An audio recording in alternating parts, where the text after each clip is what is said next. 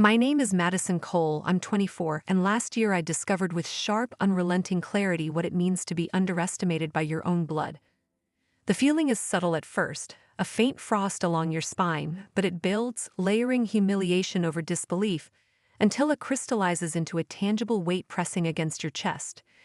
That weight was mine the first morning I stepped back into the house I grew up in, the house my parents, Richard and Evelyn Cole, had filled with both comfort and expectation, the same walls that echoed with their achievements and quiet condescension.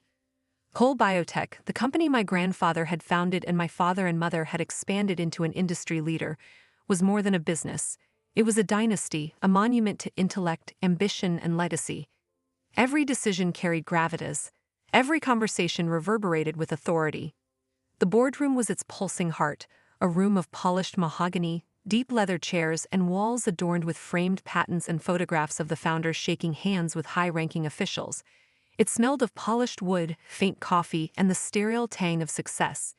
It was the arena where empires were built, and I was told, in no uncertain terms, that I was not permitted to fight in it yet. My brothers Daniel and Mark, both 2 and 4 years older than me, occupied seats at that table as though they had been carved from it themselves. Daniel had his father's calculating gaze, the kind that measured competence in millimeters and expected obedience without question. Mark had the charm and ease of someone who knew the corridors of power better than the people walking them. I had grown up admiring them, learning from them, but never envying them. Not until that morning, when the realization struck me with the clarity of a scalpel.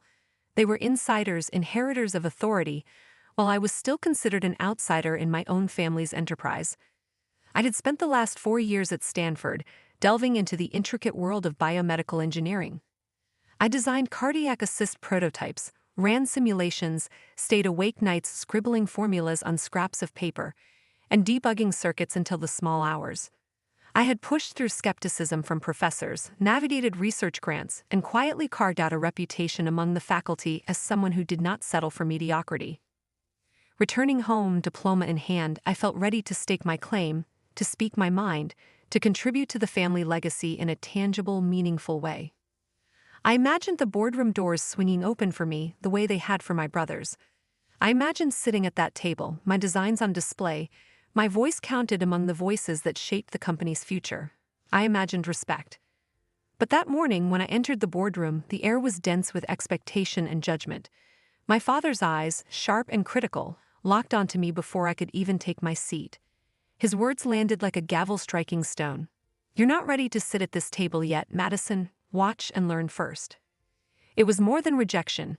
It was a verdict on my very presence, a declaration that despite my years of study, despite the innovations I had already envisioned, I was not deemed competent enough to occupy the same space my brothers had inherited without question. The other family executives nodded in quiet agreement, their faces a mask of polite acknowledgement, but their eyes, I knew, were measuring me, confirming that my father's assessment had weight beyond words. My mother, Evelyn, always the softer counterbalance to my father's rigidity, offered a small, deliberate smile. It was meant to soothe, meant to cushion the sting, but in its delicate hesitation, it struck deeper. "He's right, honey. You're still young. You'll get your chance." Her voice, gentle yet edged with restraint, betrayed a lifetime of prioritizing harmony over ambition.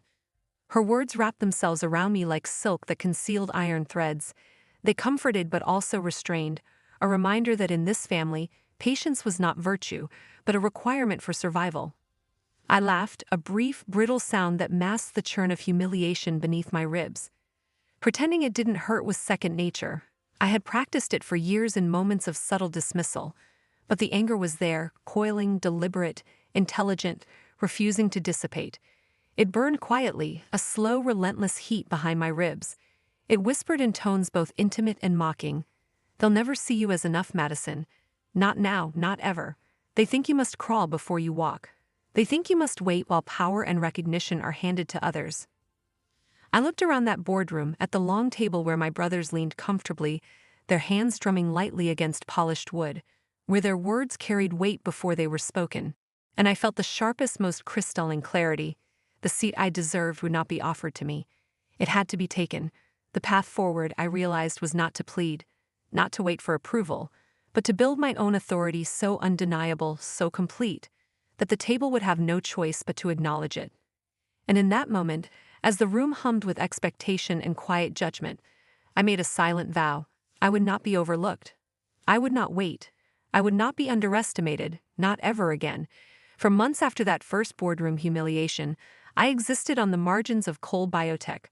Project Assistant was the title they slapped on me, a label that sounded official but carried no authority, no weight, no recognition. Every day I arrived at the office with a folder of research under my arm and walked past the same long table where my brothers and their colleagues debated, decided, and directed. I sat in a corner, a silent observer, while the decisions that could have carried my ideas forward were made without me. I fetched data they didn't have time to gather, compiled reports that would never bear my name, and quietly corrected errors that no one else noticed, all while maintaining the polished facade of polite professionalism. I learned quickly how to become invisible in a room full of people who refused to see me. I learned to nod when my ideas were dismissed without consideration. I learned to smile when someone took credit for a small contribution I had made. But invisibility is a strange kind of fuel. It burns quietly, feeding the fire of ambition and indignation. I realized that each dismissal, each subtle scoff, each slight from my father and brothers only made my determination sharper, more precise, more dangerous. One morning, after weeks of analyzing new cardiac valve prototypes, I approached my father with a design I had been perfecting in secret, a minimally invasive cardiac valve licensing prototype, a concept that could revolutionize post-operative recovery. My heart beat with cautious optimism as I placed the file on his desk, hoping for once that he would see not just my age but my capability.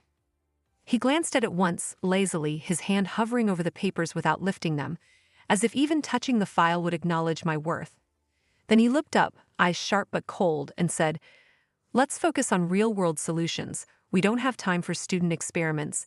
His dismissal was absolute. No discussion, no consideration, no curiosity.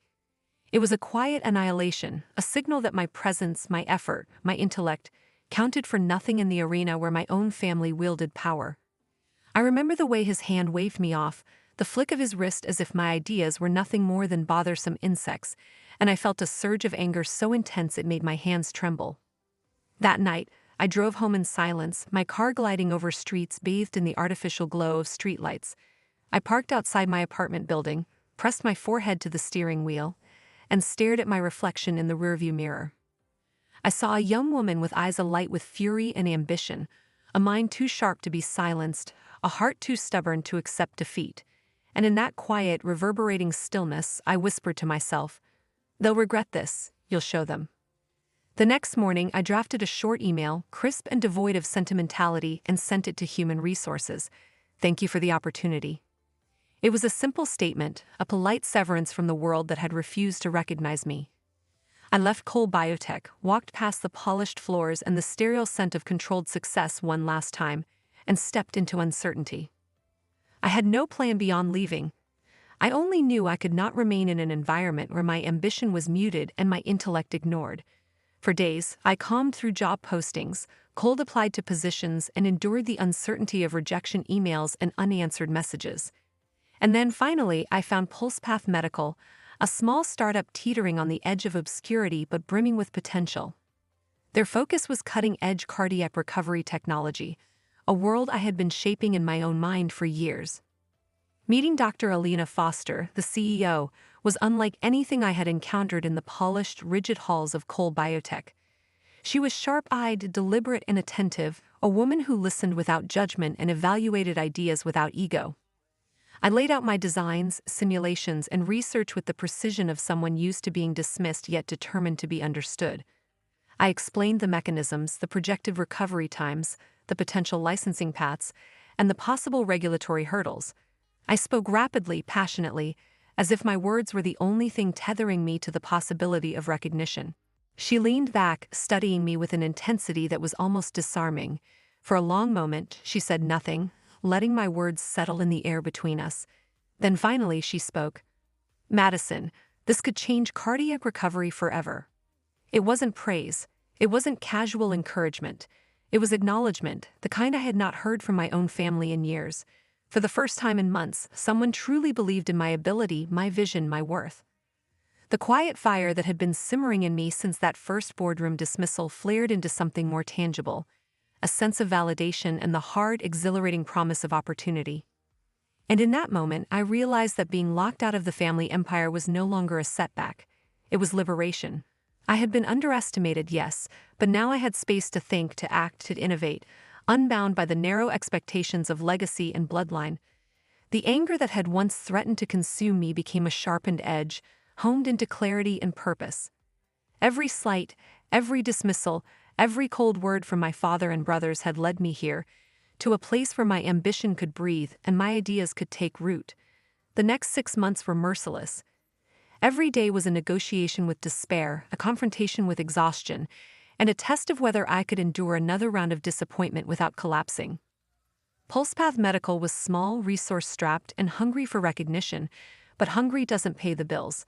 Funding fell through twice in quick succession, once because a lead investor decided to pursue a different sector, another time because unforeseen legal red tape stalled everything. One afternoon, I received an email that still makes my chest tighten. The investor who had verbally committed to our prototype licensing vanished entirely the day before signing, leaving only silence where a signature should have been. Silence became a recurring theme in those months, a cruel echo of everything I had endured at Cole Biotech. My ideas vanished into voids of indifference, my efforts met with absence instead of acknowledgement. My car broke down in the first week of October, mid-rush to a critical presentation, leaving me stranded on a damp street as the evening rain soaked through my jacket. I had no margin for error. Every delay, every setback, felt like a verdict on my worth. I maxed out 2 credit cards just to cover rent, utilities, and the basic necessities of life. Grocery shopping became a ritual and compromise, a game of picking sustenance over variety. Ramen packets, peanut butter, eggs, discount frozen vegetables. I ate for survival, not pleasure, and yet even as hunger gnawed, I refused to surrender. Stubbornness became my sustenance. There were nights when exhaustion and disappointment coalesced into something heavier than sadness. I'd sit cross-legged on the cold floor of my apartment, surrounded by crumpled drafts of grant proposals, investor letters, and patent applications, the paper littered like the debris of my ambition. Tears stained the corners of my eyes, drying into salt tracks along my cheeks. I whispered the quietest, most terrifying thought into the empty apartment, a thought that had no right to exist but did anyway. Maybe my father was right. The words haunted me, an insidious echo that both wounded and spurred me. You're not ready to sit at this table. At first, they seemed a verdict, a declaration of inadequacy that my family had sealed with authority. But slowly, night by night, as I sat on that floor, staring at proposals that were as good as ignored, I realized the phrase could be something else. It could be a challenge. It could be a spark. It could be the fire I needed to forge myself into someone who could not be dismissed. And so I pitched, again and again. The first presentations were brutal, often met with polite disinterest or outright skepticism. Investors squinted at my slides, murmured about risk, and then excused themselves. Some even laughed at the audacity of a 24-year-old claiming she could disrupt post-operative cardiac recovery. Each no felt like a hammer blow to my confidence, but each rejection etched a lesson deeper into my mind. Clarity mattered, persistence mattered, resilience mattered. I refined the prototype tirelessly. Nights blurred into mornings as I tweaked sensors, recalibrated the heartbeat regulation algorithms, and tested every possible scenario to ensure the device would work flawlessly in a clinical environment. My apartment became a lab, cluttered with wiring, test mannequins, laptop towers, and whiteboards filled with calculations and diagrams. I slept in irregular stretches, always with one eye on the next presentation, the next investor, the next opportunity to prove myself. Then finally there was Jonathan Reeves. He was different. He didn't glance at my age, my background, or the size of my team. He came to our demo with a sharp eye and an open mind, evaluating the cardiac recovery patch we had developed with a focus I hadn't seen in anyone else. The prototype, a delicate lattice of sensors and biocompatible material, regulated heartbeat patterns post-surgery with a precision that had eluded earlier iterations. I watched as Jonathan interacted with it, eyes narrowing, lips pressed together, measuring its potential. After what felt like an eternity, he leaned back, exhaling, and said words that were almost unbelievable in their simplicity and weight. "You've got something big here. Let's talk numbers." That sentence carried all the validation I had craved and all the promise I had fought for. The initial conversation unfolded into negotiation, a tense but exhilarating dance of terms, assurances, and projections. Every clause, every contingency, every licensing detail demanded focus and strategy, but I was ready. Months of struggle had prepared me for this moment. I countered risks with data, skepticism with evidence, and wariness with persistence. By the end of the week, the discussions had solidified into a preliminary agreement, pending final demonstration at the Global Medical Tech Summit in San Diego, a licensing deal worth $1.5 million. I stared at the contract on my laptop, disbelief, relief, and triumph swirling together in my chest. The agreement wasn't just a financial victory, it was proof that every late night, every rejection, every sleepless hour had been worth it. I had transformed the sting of dismissal into the fuel for undeniable achievement, and I had done it on my own terms. The morning of the summit, I woke up trembling, not from fear, but from the accumulation of every late night, every rejection, every moment of being dismissed that had brought me to this day. My apartment was quiet, the kind of silence that presses against your chest and makes every thought feel louder than it should. I dressed with deliberate care, selecting the navy suit my mother had once criticized for being too ambitious, the same one she said would intimidate people. Today, I didn't care if it intimidated anyone. Today, it mattered only that it fit like armor. I rehearsed my introduction for the 100th time as I rode the elevator down, each word repeating in my mind until it felt as though the air itself was vibrating with my determination.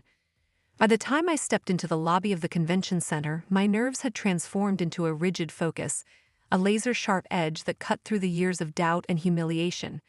The stage loomed ahead, an expanse of polished wood and glaring lights.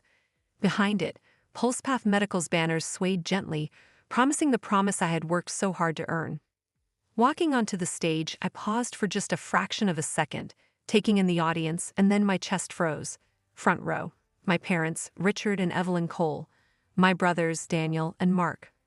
Cole Biotech's representatives, impeccably dressed in the signature gray and pearl tones that had always seemed to mark them as untouchable.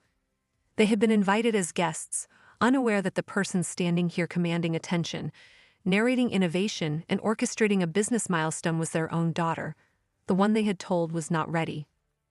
I felt a strange cold thrill pass through me, a mixture of vindication and disbelief.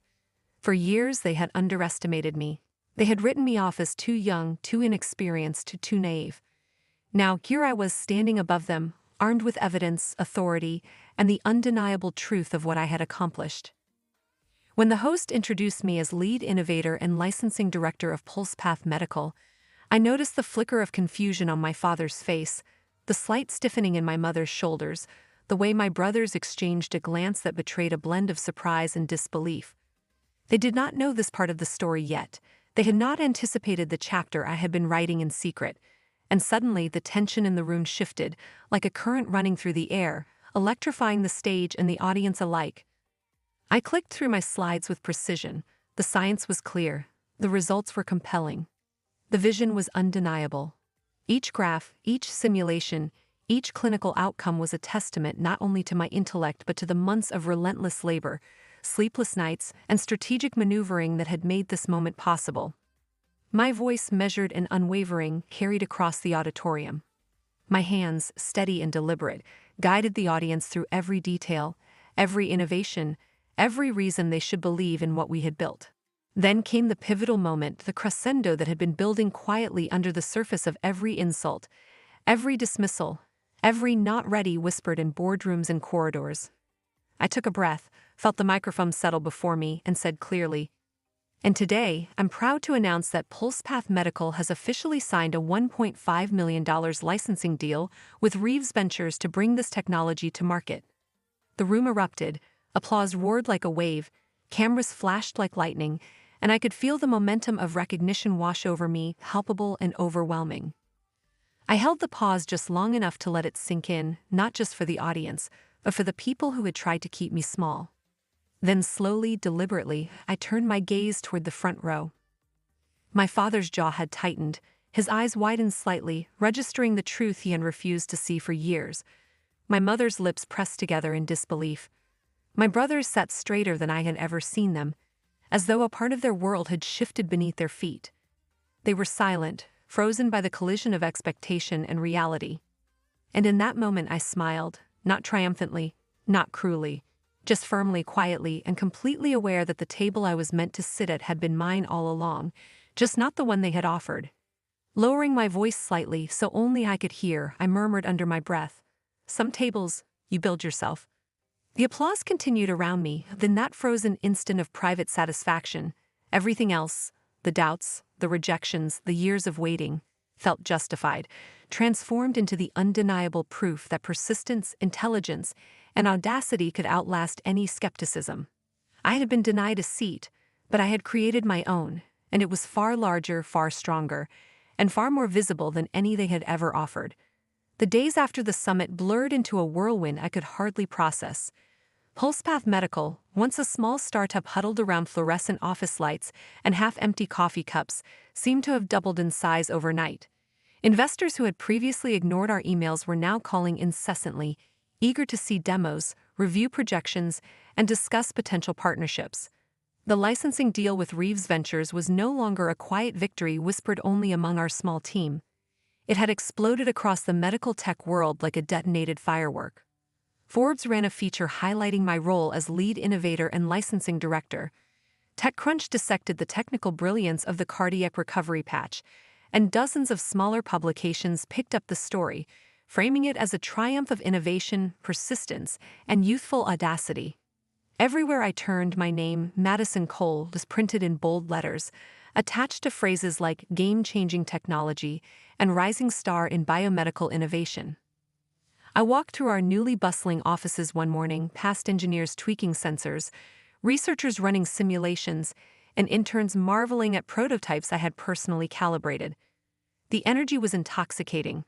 I paused at the window overlooking the city, the sunlight bouncing off the buildings and glinting on the cars below, and allowed myself a rare, private smile. I had done this. Not for recognition, not for validation, not for anyone who had ever doubted me. I had done it for myself, and that fact carried a weight far greater than any headline or accolade could convey. Then came the call from my father. I recognized the number instantly, though I hadn't expected him to reach out so soon. When I answered, his voice was steady, calm, and softer than I had ever heard it. That uncharacteristic gentleness caught me off guard, a strange contrast to the critical, distant tone I had grown up with. "Madison, you did well," he said. "You made the family proud." The words hung in the air between us. I could hear the unspoken history beneath them, the years of dismissal, the constant reminders that I wasn't ready, the quiet scoffs of disbelief whenever I tried to assert myself. I paused before replying, letting that history settle like dust before speaking with deliberate clarity. "Thank you, Dad," I said, my voice calm, measured, carrying none of the bitterness that had colored my tone in past confrontations. "But this wasn't for the family, it was for me." A pause followed, filled with a tension that was almost tangible through the phone line. Then a slow, thoughtful sigh. "Maybe we were wrong about you," he admitted, the weight of the words pressing against the years of rigid expectations and stubborn pride. I smiled, but not in triumph, not in anger. It was a smile of release, of closure, of quiet satisfaction. "No, Dad, you were just wrong about when I was ready." The conversation ended there, but the significance lingered. It wasn't a full reconciliation, not yet. And yet it didn't need to be. The acknowledgement, however delayed, was enough to punctuate my journey from overlooked and underestimated to recognized and respected. I hung up the phone and felt a shift, subtle yet seismic, within myself. In the days that followed, I noticed something remarkable. The confidence I had once struggled to summon in boardrooms and meetings now felt intrinsic. When I entered a room filled with colleagues, investors, or potential partners, I no longer questioned my presence. I didn't need anyone's permission, their validation, or their reluctant acknowledgement. I had built a table of my own, and it was expansive, solid, and undeniable. I watched PulsePath's team celebrate small victories, successful prototype tests, approvals, new funding rounds, and felt an intimacy with them that had nothing to do with familial bonds or inherited authority.